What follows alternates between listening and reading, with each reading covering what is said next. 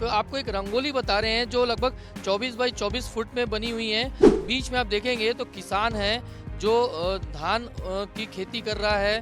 धान पर जो अपनी खेत है उस पर हल चलाता हुआ दिख रहा है, लेकिन उसके साथ साथ कलर के तौर पर जो कॉम्बिनेशंस या फिर आर्ट वर्क के तौर पर जिन चीज़ों का उपयोग किया गया है वो है मोटे अनाज यानी मिलेट्स की बात करें। जय जवान, जय किसान, जय विज्ञान और जय अनुसंधान का नारा अब दिया जाने लगा है। मतलब ये कि कृषि में पारंपरिक खेती के साथ साथ अनुसंधान भी काफ़ी बढ़ गए हैं। भारत एक कृषि प्रधान देश है और यही वजह है कि यहाँ पे एक नारा दिया गया था कि जय जवान, जय किसान। और आपको बता दूं अब बीजेपी जो एक नया नारा देने जा रही है, या दे दी ऐसा कहा जा सकता है कि जय जवान, जय किसान, जय विज्ञान, जय अनुसंधान। मतलब साफ है कि जवान के साथ साथ किसानों की तो जय होती है, लेकिन अब देश में विज्ञान और अनुसंधान को भी ज़्यादा फोकस किया जा रहा है और हर क्षेत्र में फोकस किया जा रहा है।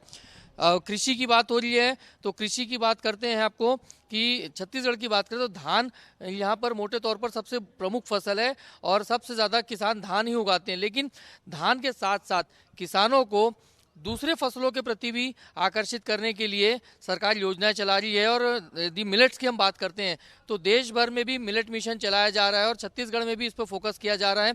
किसान महारैली आज होने जा रही है रायपुर में और वहां पर तमाम किसान यहां पर आएंगे और देश के रक्षा मंत्री राजनाथ सिंह भी मौजूद रहेंगे। तो आपको एक रंगोली बता रहे हैं जो लगभग 24 बाई 24 फुट में बनी हुई है और इसका थीम आप देखेंगे तो जैसा कि मैंने नारा बताया जो बीजेपी ने लिखा है कि जय जवान, जय अनुसंधान।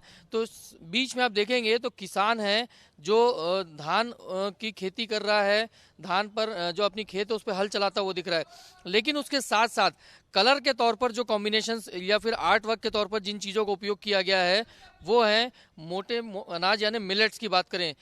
ज्वार है, कोदो है, बाजरा है, रागी है, कुटकी है। ये अलग अलग जो मिलेट्स हैं, जैसे कंगनी है, तो ये अलग अलग मिलेट्स है, अनाज है। आपको देखने में दूर से लग रहा होगा कि ये कलर है, लेकिन आप देखेंगे तो ये कहीं ना कहीं मोटे रूप से ये अनाज है जिसको लेकर योजना चल रही है। और सरकार भी चाहती है कि जब किसान आए तो उनको इस बारे में जानकारी मिले। इसके अलावा आपको बता दूं आर्ट वर्क के तौर पर जो छत्तीसगढ़ की प्रमुख सब्जियां हैं जो ज़्यादातर यहाँ पर होती है, बंद गोभी है, फूल गोभी है, शलगम है, गाजर है, भटा है, टमाटर है, इनका भी उपयोग यहाँ पर किया गया आर्ट वर्क के तौर पर।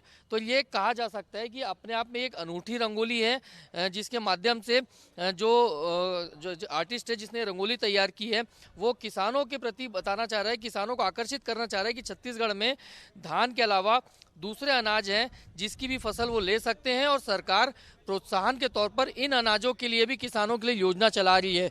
तो मूल उद्देश्य ये है कि जैसा शुरुआत में मैंने कहा कि जय जवान, जय किसान, जय विज्ञान और जय अनुसंधान का नारा अब दिया जाने लगा है। मतलब ये कि कृषि में पारंपरिक खेती के साथ साथ अनुसंधान भी काफ़ी बढ़ गए हैं और सरकार उस अनुसंधान को प्रमोट कर रही है।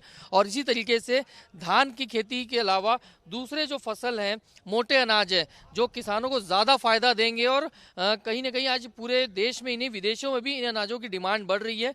यही वजह है कि सरकार जो है धान के साथ साथ किसानों को अब ये मोटे अनाज हैं यानी मिलेट्स हैं, इनकी खेती करने के लिए भी प्रोत्साहित कर रही है और बाकायदा इसके लिए भी सरकार योजना चला रही है।